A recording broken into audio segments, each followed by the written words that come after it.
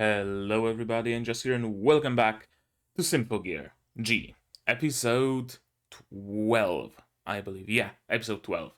Because I released episode 10 today on YouTube, episode 11 is still on Patreon. This is episode 12. Right, speaking of those past episodes, episode 11 ended on a little bit of a cliffhanger, but I still did stop watching it because I didn't want to watch all 4 episodes in a single sitting. I know how much I can handle, and the quality of my videos would very much drop after like the third, if if not earlier. So I'd rather my Symphogear videos be good rather than many. But we're here regardless. Also, speaking of episode 11, what happened? Well, what happened was that Hibiki's attempt at saving Miku was successful, of course. Miku is now back to her older self. She now has a bow in her hair again, instead of that brain control device, which is good, don't get me wrong, but it kind of seems odd that their priority would be to put her in a hospital bed and tie a bow on her head. You know, I I don't know their priorities, but it is certainly an interesting choice. But of course, another thing that happened is we're going to stop the MacGuffin, the frontier, right? The frontier, and to that end, Hibiki recruited Shirabe, which is great. Which is exactly the kind of a shake up to the status quo that I wanted. Shirabe now joined us. Chris seems to have joined Mother's team. I'm still not exactly necessarily 100% convinced that she's not just playing a double agent and waiting for a chance to be able to grab Solomon's cane and just bail with it or to destroy it. But it seems that Chris is now on the enemy side. Also, Hibiki just cannot sit still. She no longer has her Symphogear powers, which is an interesting thing to happen because she's our protagonist, and how come our protagonist doesn't have powers anymore? So she will probably regain them one way or another. And yeah, she went with Shirabe onto the frontier to stop them somehow. I don't know how exactly. On the way there, of course, 2 duels were set up. One of them was Tsubasa against Chris, and the other Kirika versus Shirabe. Very interesting. I wanted to say parallels, but no, not really. Although kinda, sorta, friends to foes kind of thing. Disagreement in how things should be handled. You know, you can look for more meaning there, but I just see it as a couple of very cool and very significant duels that will no doubt be held and be continued throughout this episode. We also know that Mother found some way to stop the frontier, to stop the moon from crashing, rather. And Maria is the one who can do something about it. I don't know how exactly it'll look, but that seems to be the case. And also, we cannot forget that the moon is crashing because the frontier was propelled upwards by an etheric hand that grabbed the moon and just pulled the frontier up. It's still so incredibly dope. I just can't get over it. I just can't get over of grabbing celestial bodies and pulling yourself to them as a mode of propulsion. That's like some elder god ship from beyond the stars would do. It would just grab planets and drag itself forwards. Actually, that seems like a pretty damn good setup for a sci-fi series or a sci-fantasy one. There's a ship coming at our solar system that uses celestial bodies to propel itself, and we must somehow defeat it before it manages to grab the Earth, or something like that. Very, very, very cool. And yeah, Ver is completely mad. He injected himself with the Nephilim juice or whatever, and his arm is now Nephilim. He's probably gonna fully transform into a monster by the end of the season. I fully expect Ver to transform into a monster, and everybody will have to fight side by side against Ver. Or maybe not. It wouldn't be the first time Symphogear completely blindsided me. So I guess the only way to see what's actually going to happen is to see what's going to happen, right? So subs, sound, and support. You can support me on Patreon if you want to watch the next episode early. Link in the description. I need to start shilling it much, much earlier because none of you watch my outros. Okay. Yeah, we're set. We're set. Is it episode 12 for sure? It is episode 12 for sure. So, episode 12 of Symphogear G with subs by D-Track is going to be starting in 3, 2, 1, go. Starting in medias res.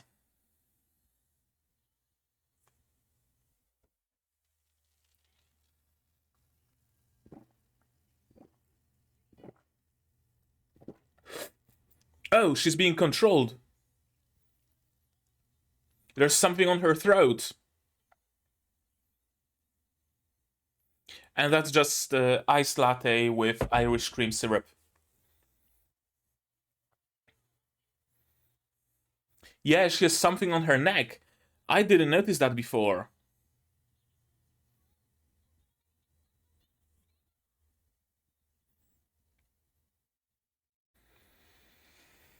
Or is it a self-destruction device?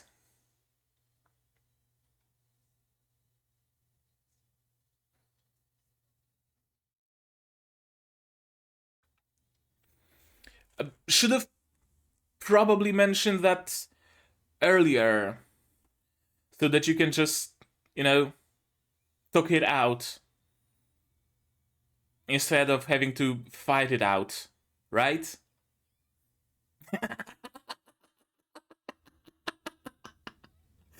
Uh, uh, you hopeless lesbians. Uh,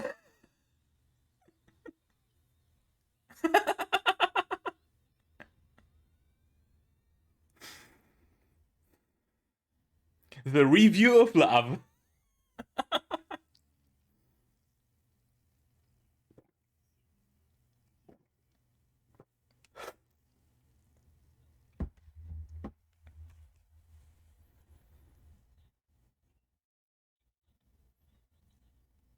Transmission from Maria asking for help.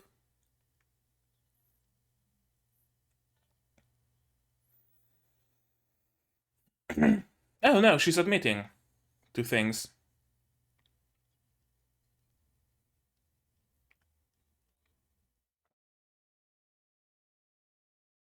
Bavarian Illuminati.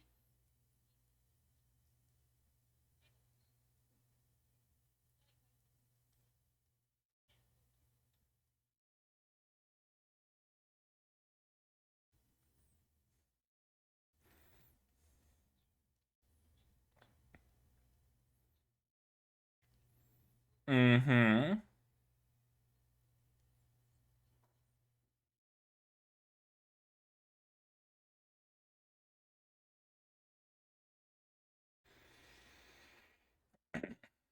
Okay, so it's self-stabilizing in the orbit.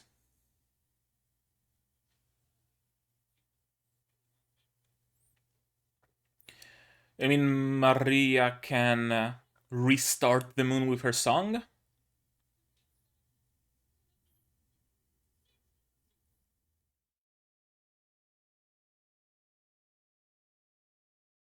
Yeah, I was half expecting her to sing the suicide song, but no, it's just the Gungnir song. I love this music. I love this choral Gungnir song.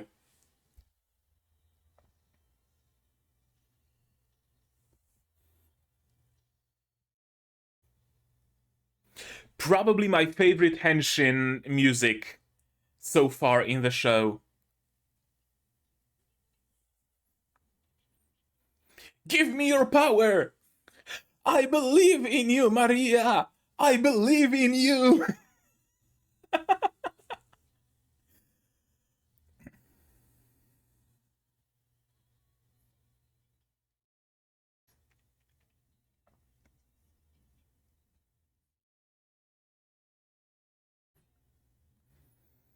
I guess Ver is just allowing it to happen.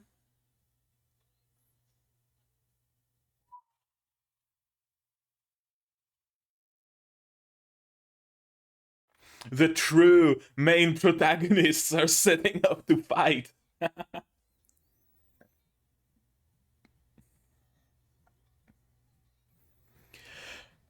Good thing you got that training with Genjuro running up the stairs and whatnot.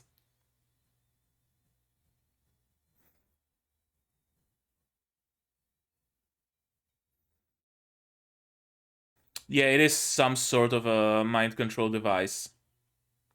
Or, yeah, something that will blow up and just sever her head if she disobeys.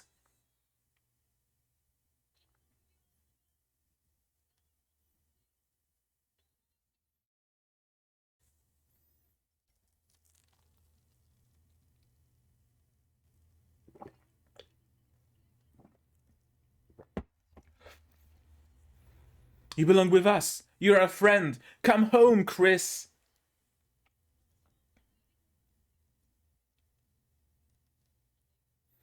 That's a big change in Tsubasa. That's a metric fuck ton of character development to Tsubasa, isn't it?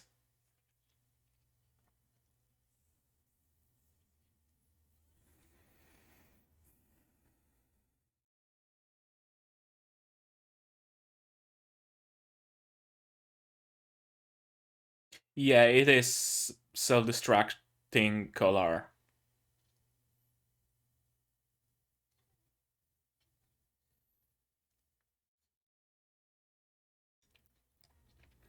Right, she never referred to Tsubasa as Kazanari senpai.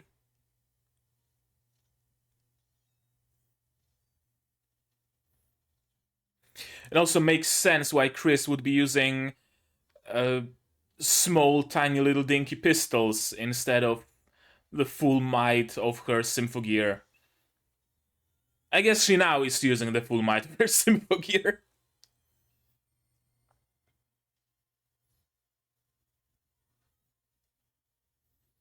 Mutually assured destruction. Someone's loving it. uh,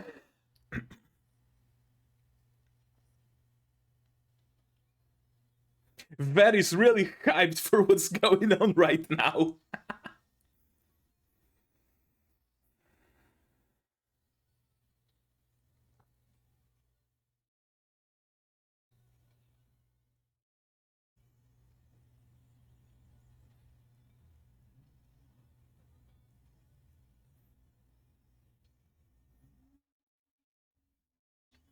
I love their duet song.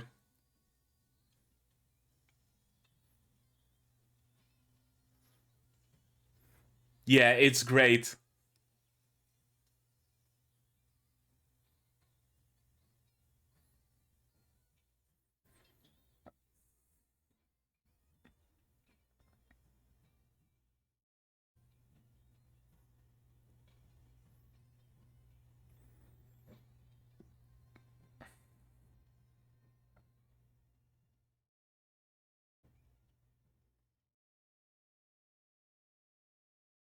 Okay, you gonna talk it out now?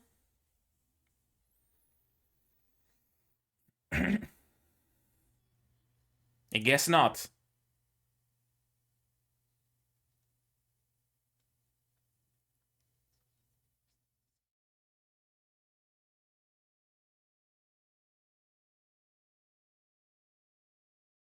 Suicide Song.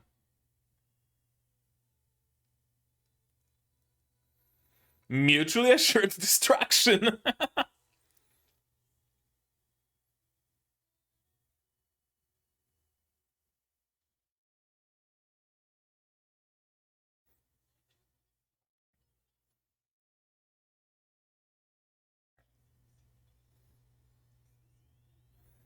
Yeah, you're doing something more than grazing.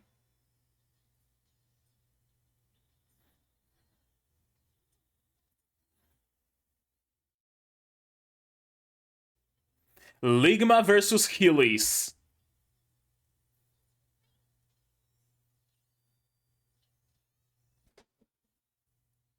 She just transformed into a mecha.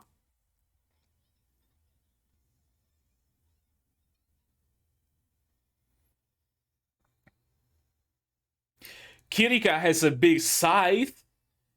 Meanwhile, Shirabe here just transforms into a motherfucking Gundam.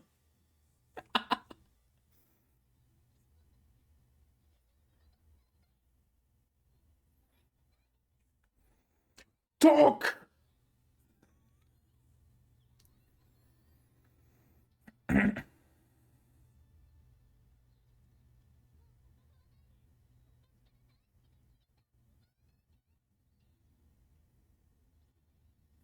Oh, she also has Finé within her.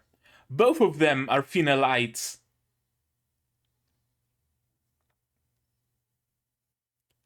Or did Kirika simply misunderstand who created the shield? Did Shirabe activate it subconsciously?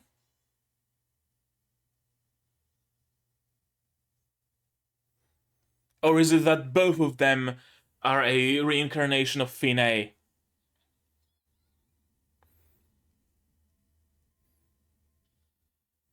Well, you fucked up, Kirika. Like, twice.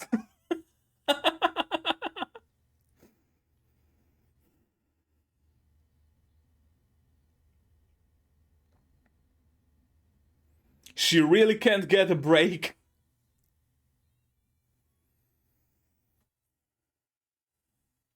That's an amazing stage.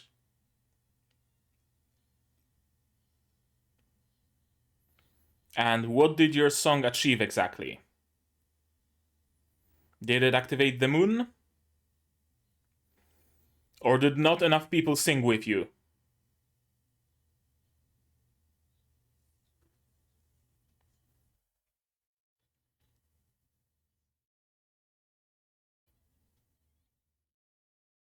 You had my support, Maria, but apparently it wasn't enough. I believed in you.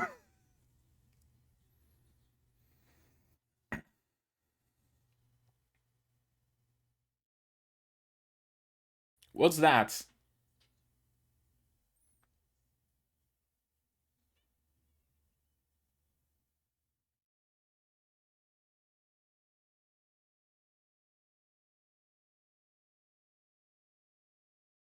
Oh,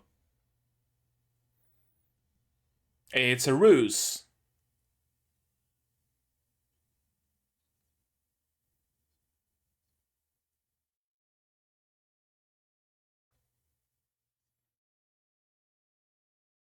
Of course not. I mean, he's a villain, for fuck's sakes.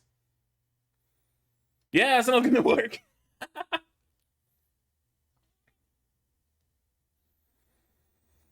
Yeah, I mentioned it like an episode or two episodes ago that there can be no trust among villains.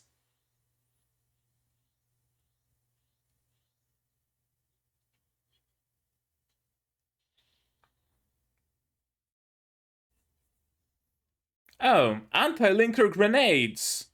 Oh, that explains what that mist was the first time they met Nephilim.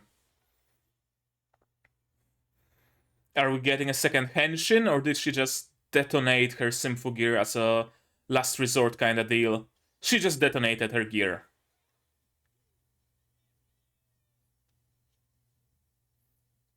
Tsubasa, wake the fuck up, samurai. We have a city to burn.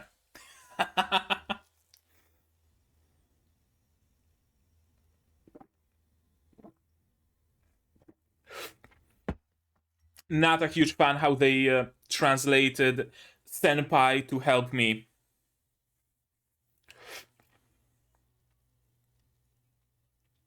Well, apparently, yeah, if there's anybody who has a mastery over her output and her strength and enough restraint, that would definitely be Tsubasa. Neither Hibiki nor Chris, nor Kirika, nor Shirabe, nor Maria are particularly good at restraining themselves.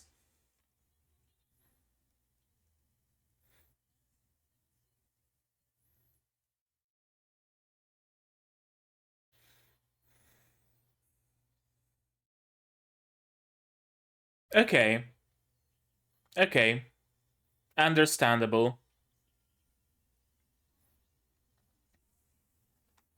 That's actually a very interesting thing. That's actually a very interesting idea. Uh, I'm not saying that they did it with the explicit purpose of that, but training combat against your allies so that in case you're pitted against each other, you're on very equal footing and none of you can win.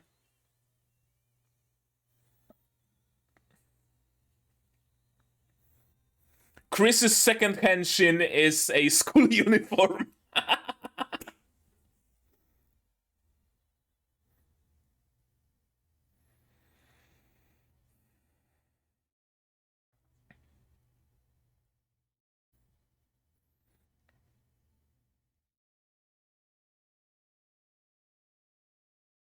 Yeah, a lot of character development for Tsubasa.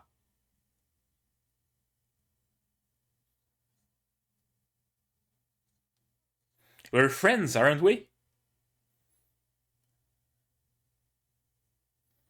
Yeah. What senpai could ignore the pleas of her kohai?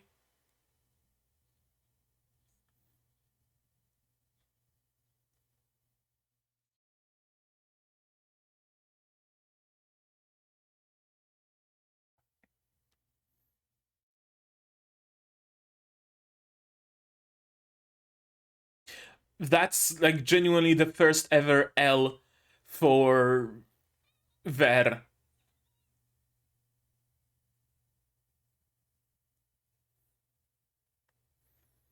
Is she going to meet Finé in her dreams?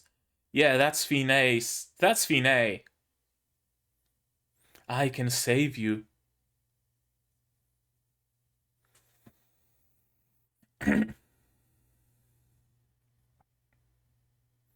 Okay, so Finé also went through some character development.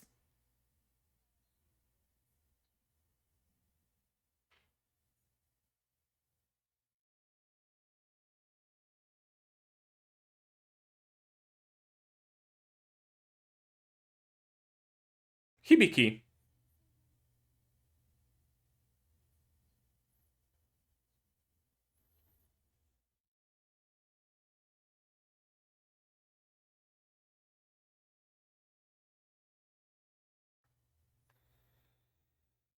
Character development for Finé. I'm impressed.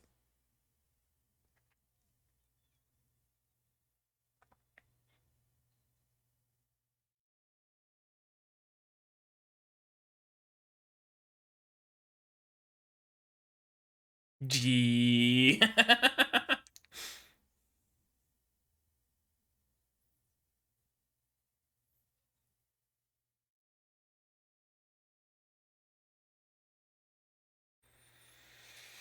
Okay, you talked it out, you thought it out.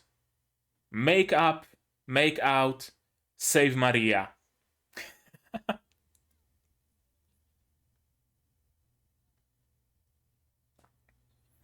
She's in no shape to do that. Yeah. Parallel to Chris, who hated her song because it brought only destruction.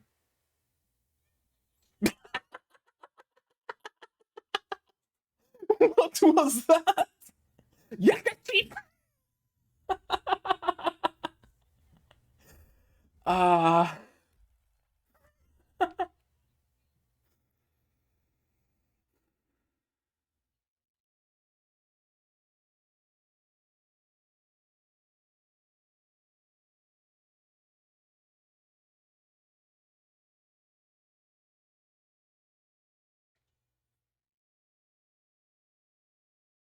She just launched Mother into space?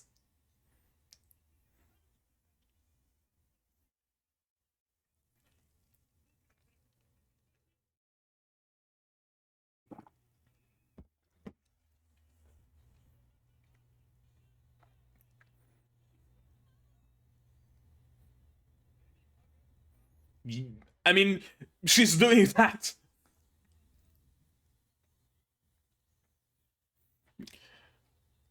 Hibiki, what the fuck?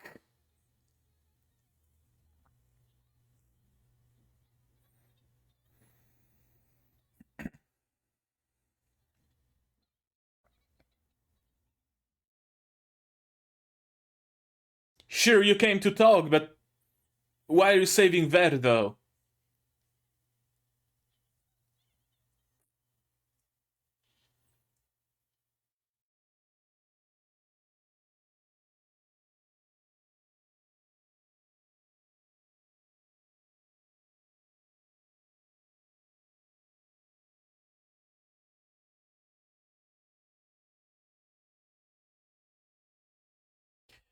Is she using Maria's Gangnir to Henshin?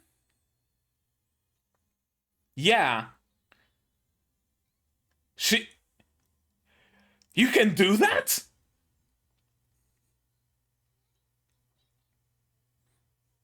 You can take someone else's Symphogear?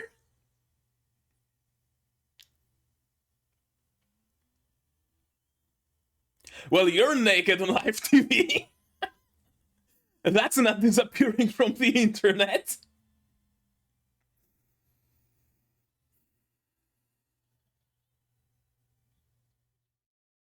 She's no longer a fusion.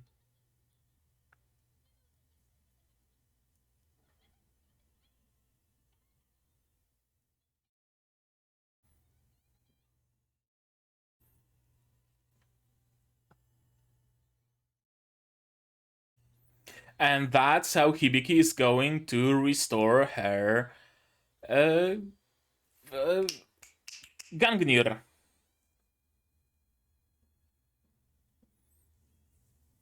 Yeah, I'm watching 13.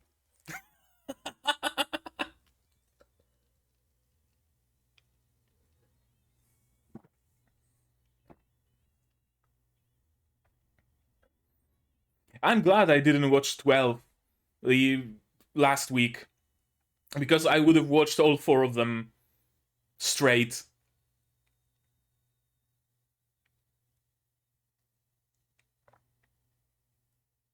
Hmm.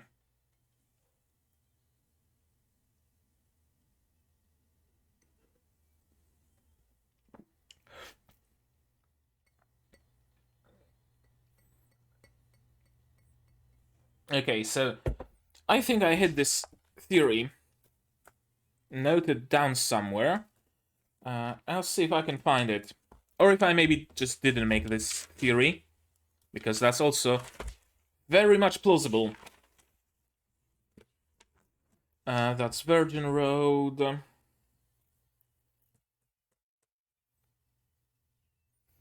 Yeah, Hibiki gets Gia back. Uh,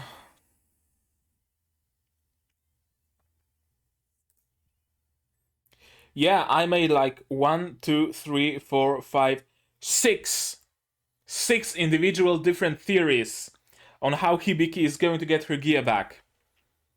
None of them was this.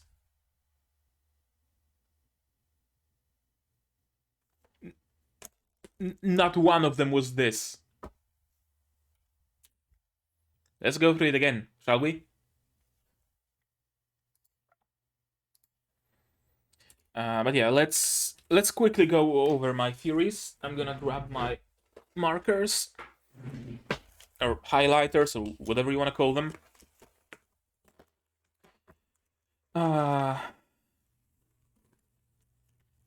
Gear G.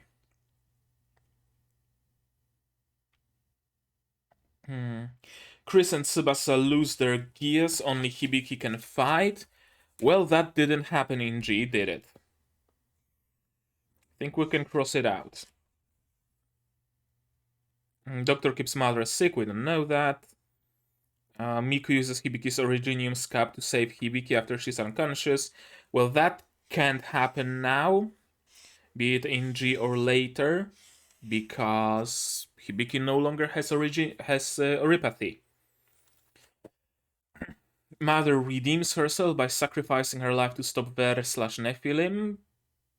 By proxy, kinda sorta. I'm not sure.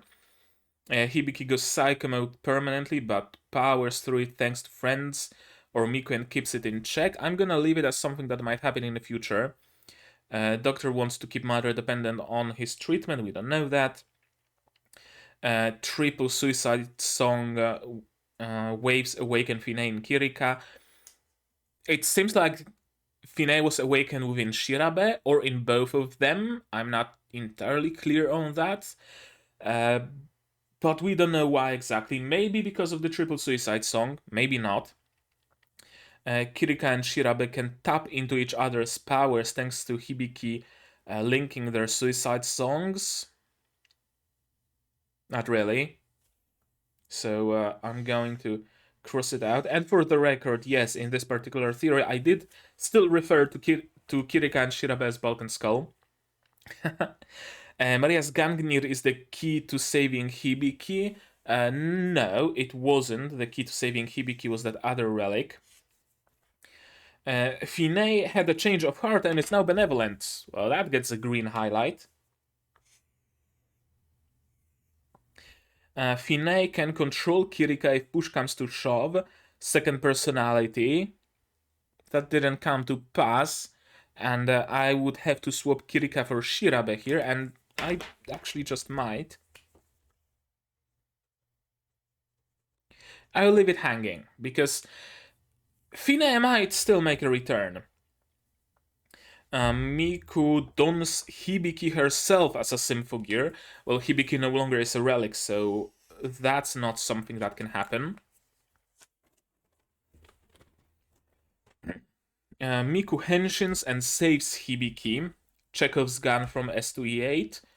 Miku didn't henshin to save Hibiki. I mean, kinda, sorta. I guess it gets a yellow highlight. Because in her mind, she was saving Hibiki, protecting the world from war and whatnot. But the result of it was that she was fighting Hibiki. Hibiki's oripathy is evolving and changing to no longer threaten her life. Well, that goes into the trash. Hibiki fake out death. She didn't die in S2. I guess maybe episode what was it? Episode 10? Fake out death. I guess it gets a yellow highlight. We'll see the girl from season 2, episode 10 again. We don't know that yet. Next season, villains are Mother, Ver, Maria, and Kirika. I can cross out Maria. I can cross out Kirika. I think I can cross out Mother. Whether Ver will be a return, villain or not, that remains to be seen. Chris is a double agent and wants Solomon Kane. That gets a green. Oh, right. The theories about how Hibiki gets her gear back. Maria gives up her her what? Her Shurel? What the fuck did I write here? Maria gives up her, I guess, her relic for Hibiki. She didn't give it up. Hibiki just took it, I guess yellow. Maria and Hibiki share somehow. We don't know what's gonna happen with Maria yet. That might be the case. There are more Gangnir shards. That stands to reason, but it wasn't explicitly said. And Hibiki doesn't use another Gangnir shard. And Gangnir still within Hibiki? No, it's not. Hibiki uses her old scab? No. Maria's sister's pendant will be used. That's an interesting thought. If Maria loses her current Symphogear in favor of Hibiki, could it be that if Maria is to stick around, could it be that she's going to use her sister's Symphogear, her sister's relic now? I'm not gonna cross it out quite yet. And it's perfect that we're ending the season here because I've run out of space. Because next page is already Virgin Road. So, yeah. Oh man, oh man. Okay, I said we're gonna go through it again, and we aren't going through it, so let's go through it again. Now, for real. Yeah, fight between Chris and Tsubasa. I don't remember that color being there in the previous episode. I might have missed it. If it was there, they probably weren't putting any emphasis on it, on purpose, of course. And this time they are putting emphasis on it so that we know that something's off, something's awry. And of course, something is very much off. I think that Finé's soul is close to awakening within me. This very much looked like Kirika casting the shield. She pulled out her arm, and the shield, the barrier, appeared on top of her hand. And Shirabe was unconscious. So that leads me to believe that Finé is within both of them. But I think what this episode is implying is that Finé isn't within Kirika. Finé is only within Shirabe. I don't know. Could it be that Finé figured out that Shirabe is in danger and decided to act even though Shirabe was unconscious? I don't know.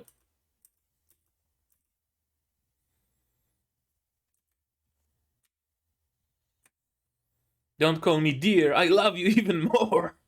I love you so much that I will fight you.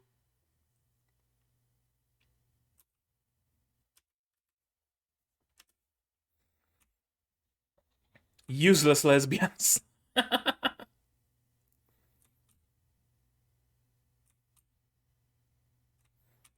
I love how she just casually floats, and the arms remind me of what's that dance? Flamenco? Yeah, flamenco. And there's one hand here, one hand there, right? She's like she has her arms crossed, but at the same time she's making a flamenco pose and just floating in the air.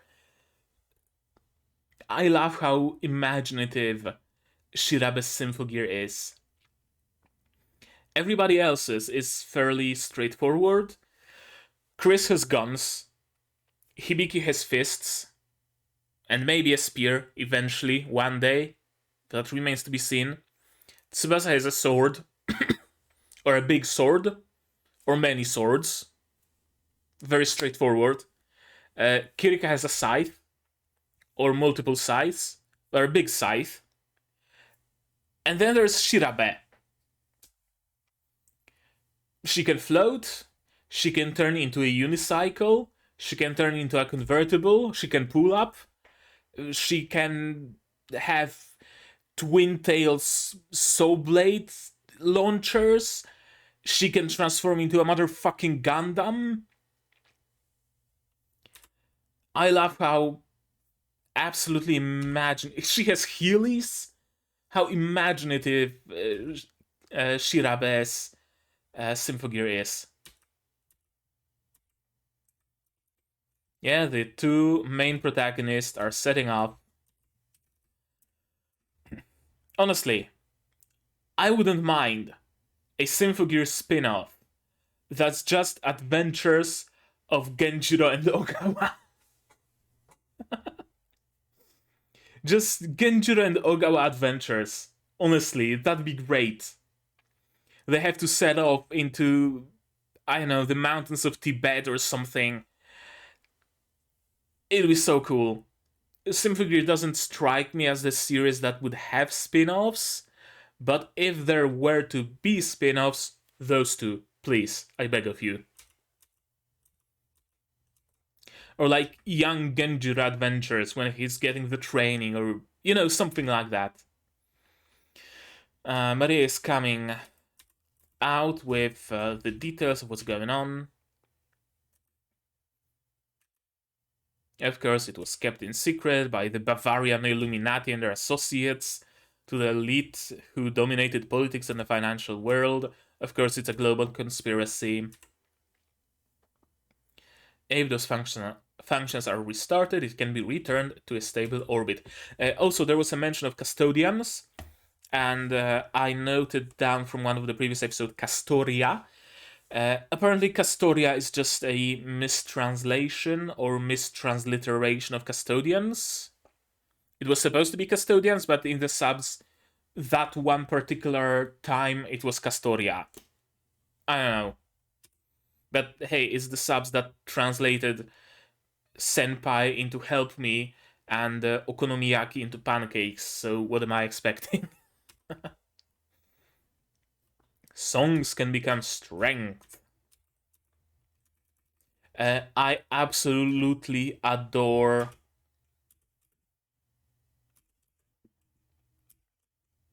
Yeah, the Gangnir song is whatever, but this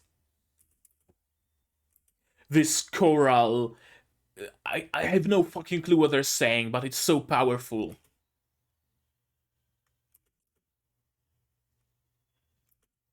Da da da da Gangnir.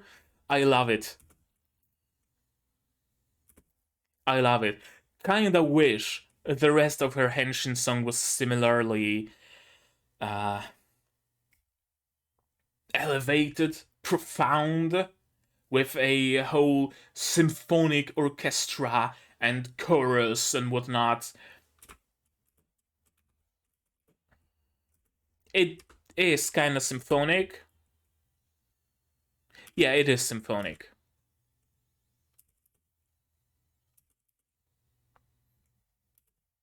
Not like profound symphonic with pipe organs and whatnot. A little bit poppy-ish symphonic, but still symphonic. Okay, that's cool. And she sings on the stage of the frontier.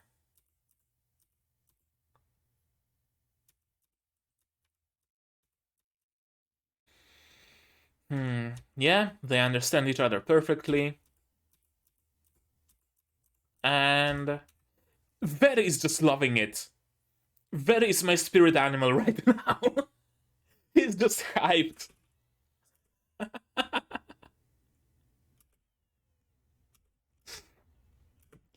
I admit, initially I wasn't a huge fan of Ver.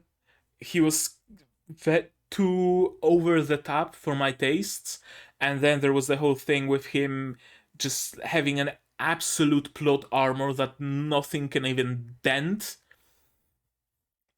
I still fucking hate his plot armor, but I came to like how over the top he is. He's a very fun villain.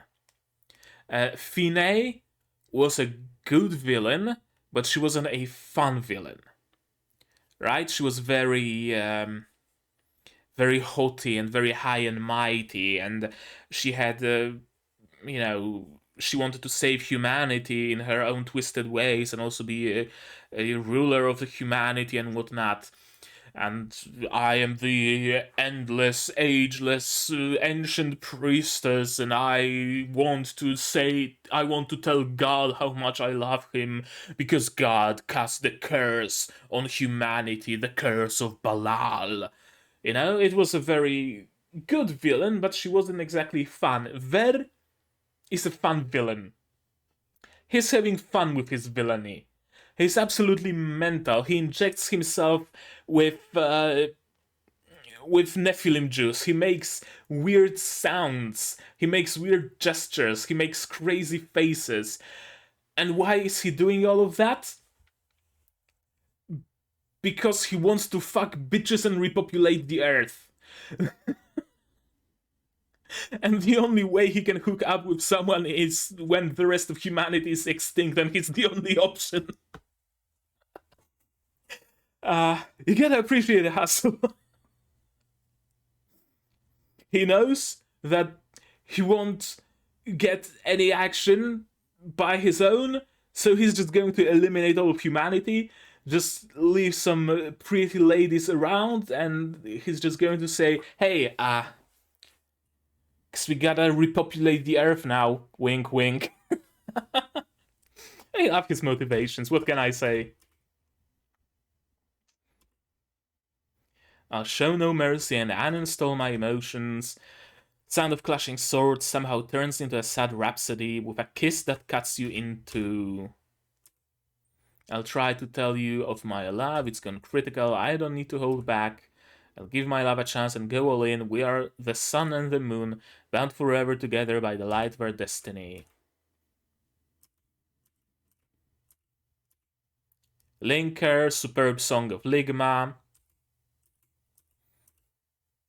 Superb song of the Twin Tails. Don't take the Kirika from me. I have to, even if you end up hating me for it. And it turns out that it's either also Shirabe that has Finé within her, or that it is Shirabe, period, that has Finé within her. I just wanted you to be happy. Silence, wench. I don't want to be horny anymore. I just want to be happy. Did anybody edit this frame of Shirabe with a bold text Amogus on it? Because if not, I'm gonna fucking do it.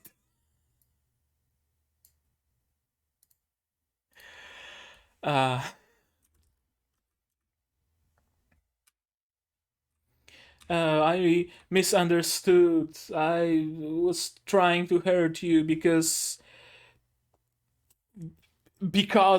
fuck if I know why. But now I'm not Finé, you're Finé. I made a mistake, so I'm going to kill myself right now. I love you so much, and I want you to be happy, and I want to save the world, and the best way to do that is to off myself.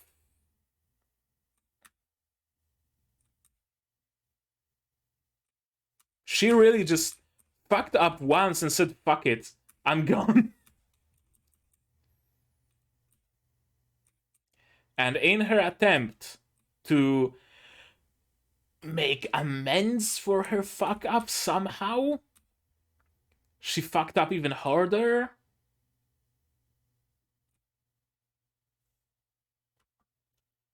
I know, Kirika's motivations all this time were very odd to me.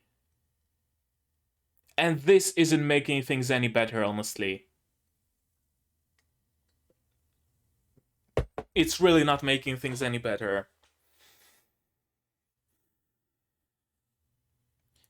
She was barely making any sense earlier when she was like, I have to save the world because you live in this world and I want you to live and have memories of me, even if those memories will be negative ones because I betrayed you and I fought you and whatnot. I guess it makes some modicum of sense. But her actions here make absolutely fucking zero.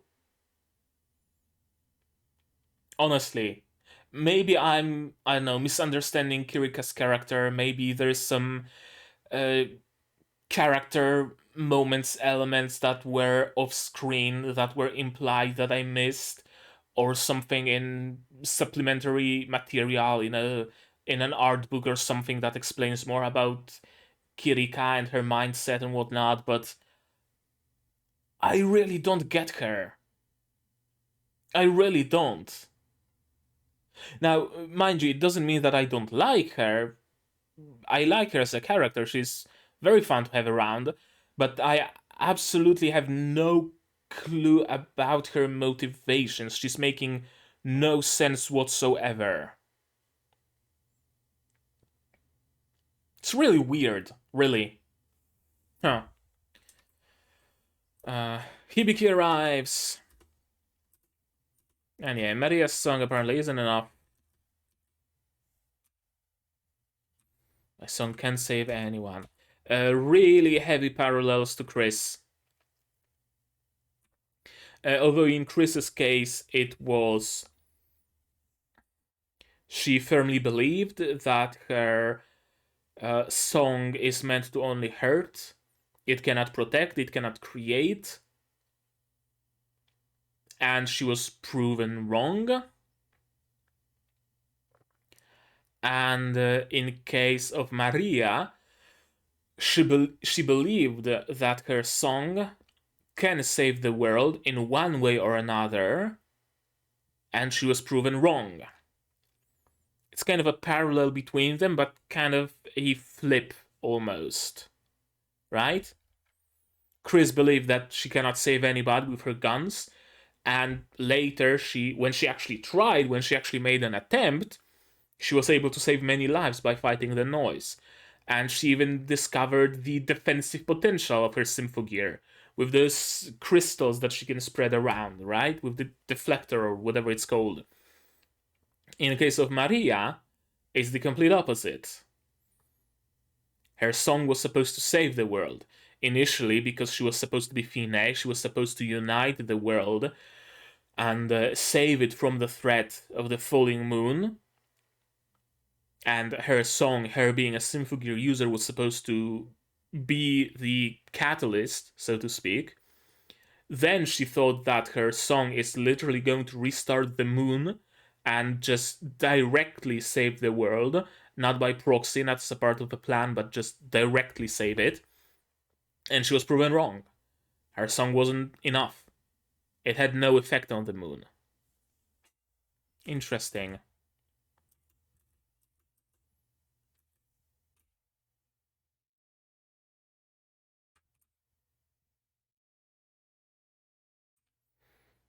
I love how surprised Ver is here.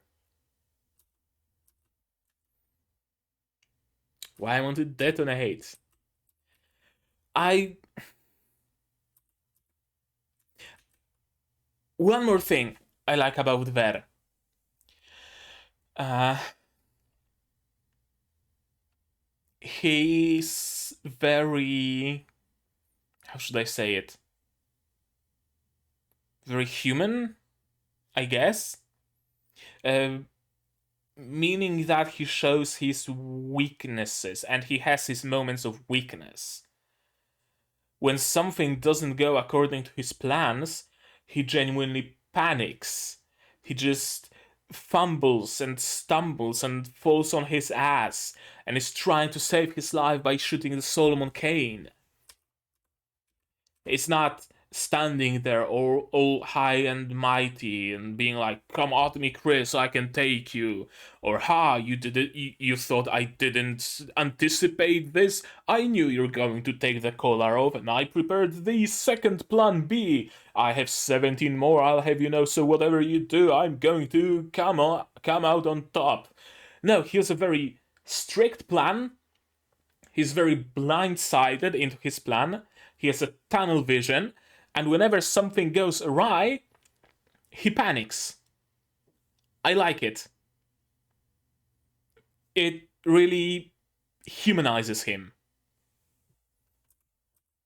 Yeah, I made a complete 180 on my opinion on Ver, honestly. Sure, he has a plan. She resorts to subterfuge, some anti-linker and whatnot.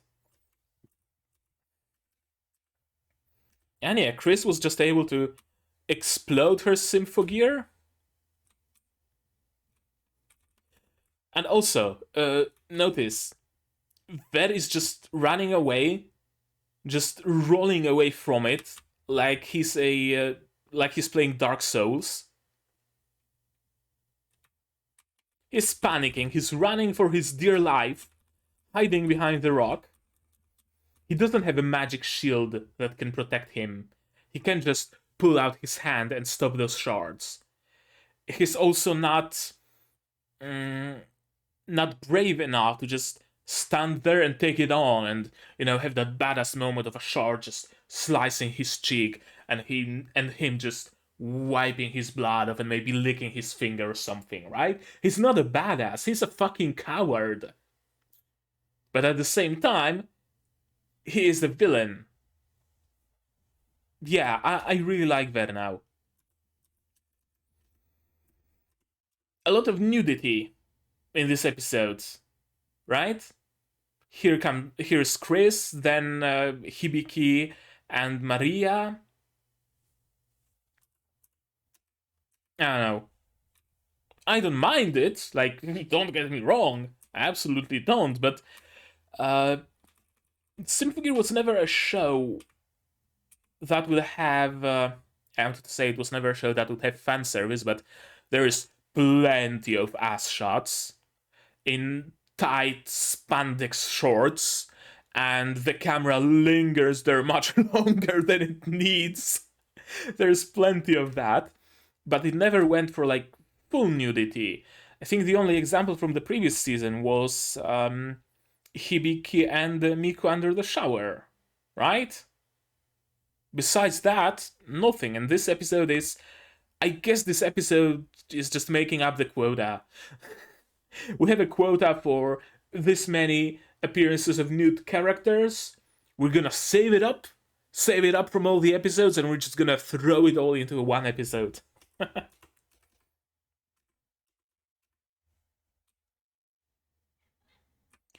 Senpai translated as help me.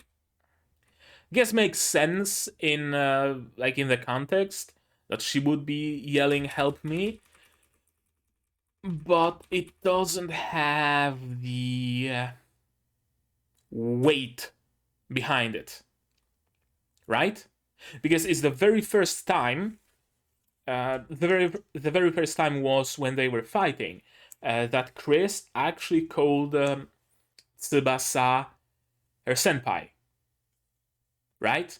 Kazanari senpai, and it was very significant, and it signifies Chris's character growth. And this moment here, her screaming out senpai, signifies even further character growth. She's no longer trying to handle it all herself. She has a senpai, and she calls out to her senpai for help. It's a very significant moment. Turning it into a generic help me really cheapens it, because it feels like she's just screaming into the void. Help me. She doesn't particularly care who's going to help her. It's gonna be Hibiki, it's gonna be Shirabe, Kirika, Maria, Finé herself, Miku henshined with Hibiki's lock of hair, or whatever, right? She just wants to be saved. It shows as a moment of weakness. She has no other options, and she desperately needs someone to save her, and she's screaming out. Her screaming out, senpai, has much more weight behind it and much more meaning. I'm honestly kind of half tempted to grab those D-Track subs and add some edits of my own on top and release it. Maybe I'll do it when I have some more free time. I don't know. And here comes the senpai. You lowered its output to minimize the stress caused by the anti-linker. Makes sense. The effects of the anti-linker seem to be directly proportional to how much output you give. If you use a very powerful attack, you get a very powerful force feedback. And if there is anybody who can do it, it would be Kazanari Tsubasa.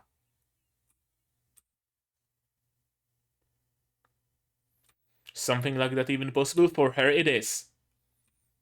Yeah, for her it is. If there's anybody who can have such fine control over her Symphogear, it would be her. Right? She just grazed Chris's collar. They were all out fighting, and yet she had the restraint and the precision to just graze it with the tip of her sword.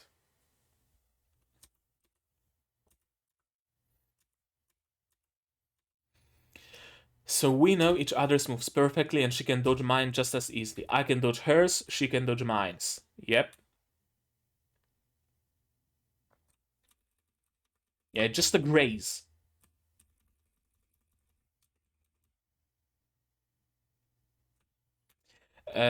The thing about them training together and thus being able to avoid and block each other's attacks perfectly, I really, really, really like it. I kind of wish more. Well, yeah, I guess I kind of do wish that more media where the two allies have to eventually fight went that route, because it's kind of like the obvious thing to do and the obvious thing to have happened. When allies train with each other, they eventually learn each other's moves.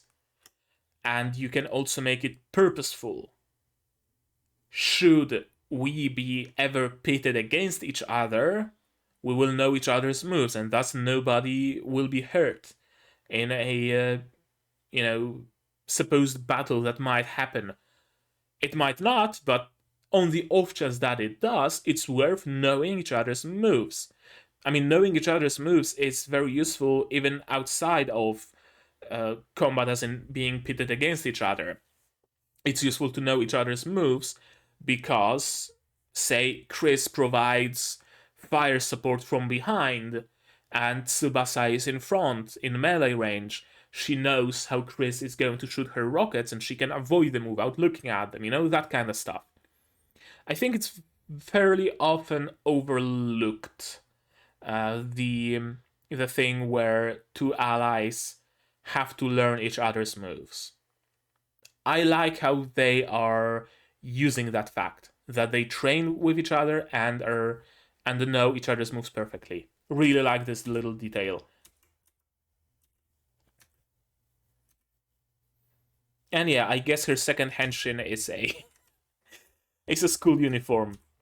It's kind of like in Bleach, right? The main character, who's Ichigo? Ichigo, I think. The final form of his sword is just a plain katana. The final form of Chris's Symphogear is just a school uniform.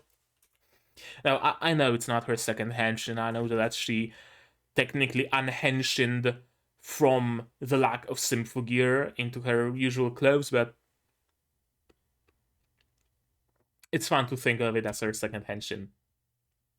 Get to see her heroic side as well. And she's blushing profusely. You called me senpai. That was enough. You called out to me.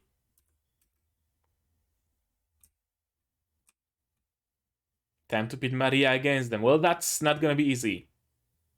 I love his expression here. Yeah, Shirabe now has a moment to spend with Finé. My friend is crying.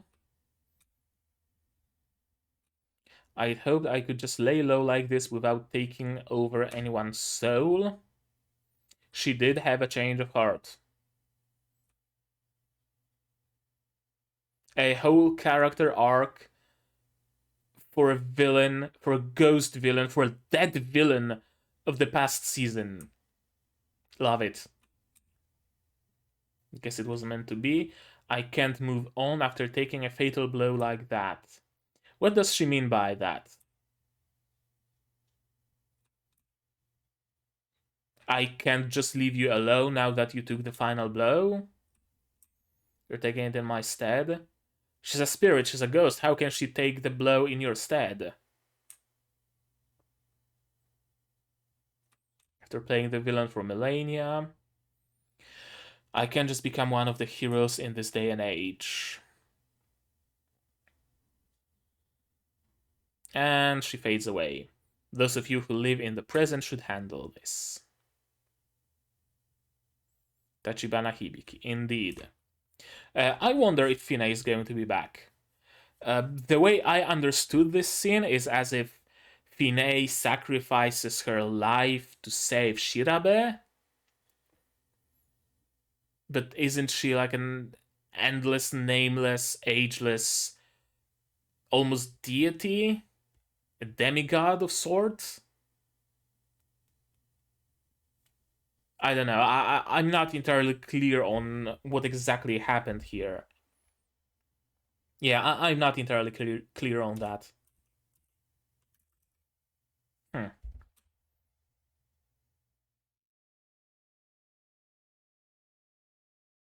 G. I love Shirabe's G moments. This time, let's save everyone together. Yes. Yes, yes, yes. In contrast to Maria falling into despair because her song can't save anyone.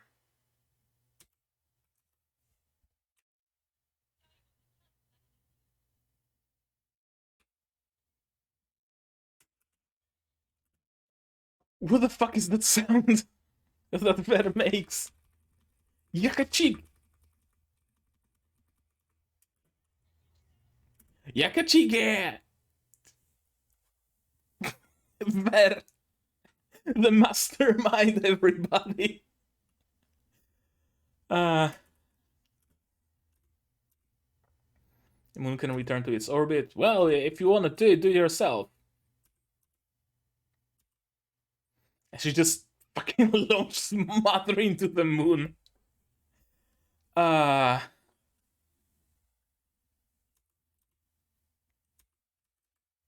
course, Hibiki is there to save Ver. Kind of a weird thought. Very weird thought. But a thought nonetheless. And as such, I'm going to note it down. Ver joins the team. Probably won't happen. Probably won't happen. But on the off chance.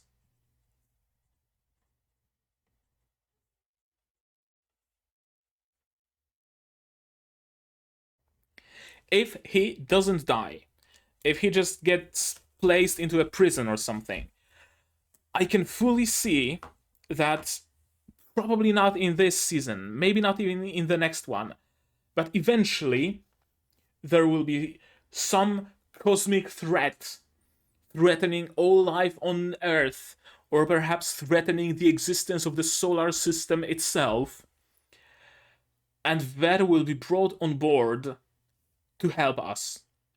Somehow. Say what you want about him, he is sort of a genius when it comes to Symphogear stuff. He would very much fit into the place that was left after Ryoko died in the previous season. Perhaps not as a permanent addition to the cast, not as a permanent replacement for Ryoko, but I can see him being released from the jail, from the prison, temporarily to save humanity from a greater threat. He very much does still have a hero complex. He wants to save the world in his own twisted way, but he does want to save the world. I can fully see it that if he is given a chance to save the world, to to take part in saving the world, he would make it. He would take it. He would take that chance. Eventually, one day, in one of the seasons, if he doesn't die, if he's just put in prison, I can fully see that happening. If I can protect the world, I have no other reason to live. Hibiki just grabs it. You can always find that reason later. Just don't give up living. And she just casually takes Maria's Gungnir. Just strips her nude, shatters the Gungnir into sparkles. It powers up the frontier somehow. And this video will forever remain on the internet. You're not erasing that, Hibiki. It will survive. It will be shared on Twitter. It will be shared on Reddit. It will be shared on the dark web, on the deep web, on I don't know, Telegram, on Discord. It will be everywhere. Everybody will have a perfect view of your ass, Hibiki. I hope you realize that. Miku will have a copy on her phone. Song of Your Heart, yep. And she stole Maria's Gungnir for herself. Interesting. I really did not predict that. I did not see it coming. I saw that either they will somehow share the Gungnir, and I thought that this is what's going to happen here. That Hibiki is just going to take the spear itself. Maria will be left in her regular Symphogear, but without the spear, and Hibiki will use the spear to create the Symphogear for herself, and there will be two brawler Gungnir users. But no, she just stole it completely. I thought that either they might share, maybe willingly, maybe Maria could break off a piece and give it to Hibiki, or that Maria will willingly give up her Symphogear, right? She would unhenshin, grab her pendant, rip it off her neck, give it to Hibiki and say, I'm not worthy of Symphogear. I'm not worthy of Gungnir. You are the one who's worthy of it. Use it to fight Ver in my stead, or something like that. I did not predict Hibiki just taking it. Don't hide your feelings, for only through them are you alive. Let the fire of our hearts rage through the heavens. My heart aches and I scream. What little light I can see so radiant, it gives me hope. The melody of my life is consecrated to you. Nobody will take the oath in my heart from me, because the sky awaits us. The end.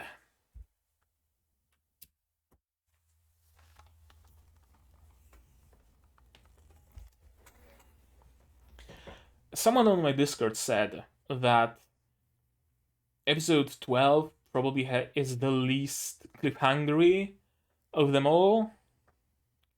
I don't agree.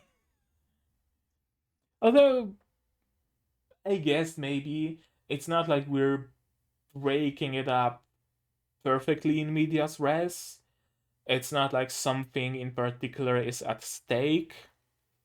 Yeah, it's not like the cliffhanger where Miku was blown up seemingly, and we don't know what's going to happen, right?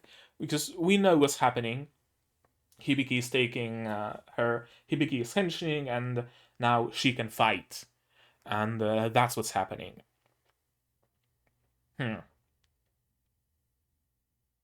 Yeah, on one hand, it is a little bit of a cliffhanger. On the other, I don't know. I might record 13 later today. We'll see. We'll see. But right, about the episode itself, I liked it. I really did. They really nicely wrapped up everything. I asked the question in like episode 10 or so, how are we going to wrap everything up in just 3 episodes? That's how.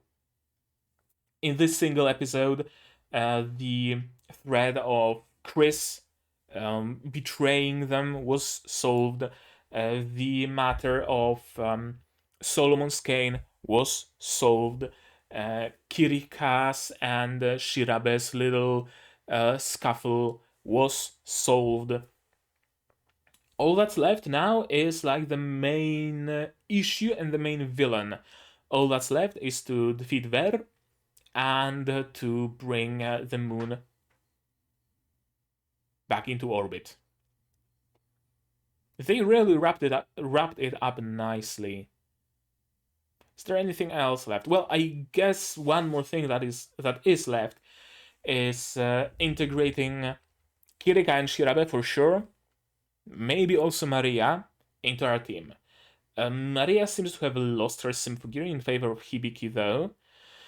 So I'm not sure what they're gonna do about it. Is he actually going to join us as one of the Valkyries? Or is she not? She is way too much of a character to not join us, to just disappear. Both her design and her character, and the way they built up her character, that definitely tells me she's staying, she's sticking around. But what of her Symphogear? Hibiki has it now. Could it be that they will trade it on, I don't know, on odd numbered days? Hibiki wears it on even numbered days. Maria uses it. I don't know. They're gonna have to share somehow. On Monday, Wednesday, and Friday, Hibiki uses it. On Tuesday, Thursday, and Saturday, Maria uses it. And on Sunday, they play rock, paper, scissors over who uses it. I don't know. Or the more likely resolution of it is I have noted that Maria's sister's pendant will be used. That Maria takes up her sister's relic. Although, wasn't it broken? I don't remember. Was it broken or was it not? Can a pendant, can a Symphogear pendant even be broken to the point of being useless? Doesn't seem that way to me. Certainly not in like a regular explosion. Sure, maybe the power of another relic amplified by heretical technology or whatnot can destroy another relic, but it doesn't seem to me like some gas pipes bursting would be enough. So her sister's relic should be still functional. Will Maria take up her mantle? I don't know. Will Maria give her sister's relic to Hibiki? Maybe that's another shard of Gangnir? That's also a possibility. One more interesting thing, if Maria does join us, is she going to keep Gangnir? And if so, it will be kinda odd to have two characters in the team use the same relic, right? Or will Maria take the mirror relic to herself, assuming that mirror relic hasn't been completely destroyed? Or is there something else? Can Nephilim Heart be turned into a relic, into a Symphogear? Maybe the whole fucking frontier can be turned into one. Who knows? They also still have Durandal. They have Solomon's Cane. Could one of them be made into a Symphogear? I don't know. It's a very interesting situation to be in when two characters share the same relic and they are opposed to one another, right? We have that fight of like Link versus Shadow Link, Sonic versus Shadow Sonic or whatever, Hibiki versus Dark Hibiki, White Symphogear versus White Gangnir versus Black Gangnir and whatnot. But the moment they join forces, it becomes odd.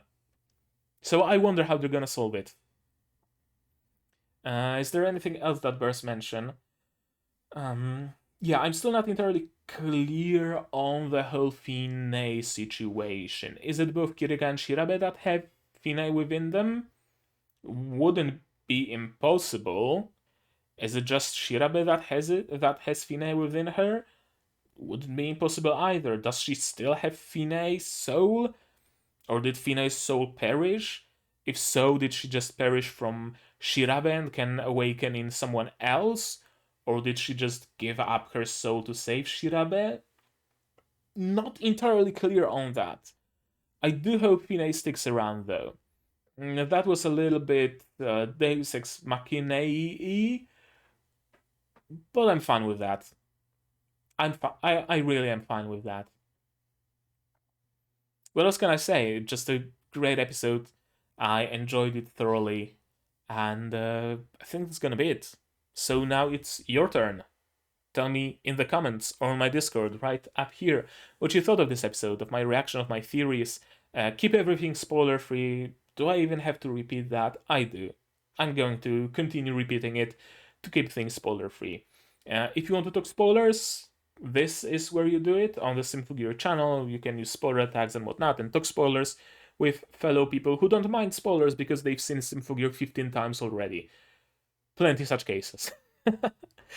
Like this video if you liked it, disliked it if you disliked it, but tell me why so I can improve. Subscribe to the channel to be notified of future releases, not only Symphogear but also Shokei Shoujo Virgin Road, review Starlight, Spy X Family, Tatenusha no Nariagari Season 2, and Skeleton Knight. If you're interested in any of those, subscribe, click the bell. I also stream sometimes, and I also have more anime I reacted to on my channel, so you can just click my channel name and go see what else I reacted to. Maybe something you liked and enjoyed and you would like to see it again. You can support me in two ways. You can support me monetarily on Patreon, and you will get early access to non-seasonal shows like Symphogear or Review Starlight up to 1 week early. Well, more than 1 week early. This is episode 12, and you're going to see it on Patreon 2 weeks ahead of YouTube, so that's a nice little perk. And for just $1, you get a role on my Discord server, and you also get a place in the credits, so you also get some goodies. And the second way you can support me is you don't even have to spend a single cent as long as you share my content, spread my videos around, tell people that I exist and I make this kind of content. And because spreading the word through the grapevine also makes YouTube notice my channel more and recommend it more, and it's always a nice feeling when you see your videos recommended under other people's videos. What else? Join my Discord, already said it, and I think that's gonna be all. So that's gonna be it from me for today. As always, you guys hold the good stuff, and I'm going to see you in the next one. Cheers. And here's the credits I mentioned. The list is big and it keeps getting bigger. That's cause Jesus Christ is my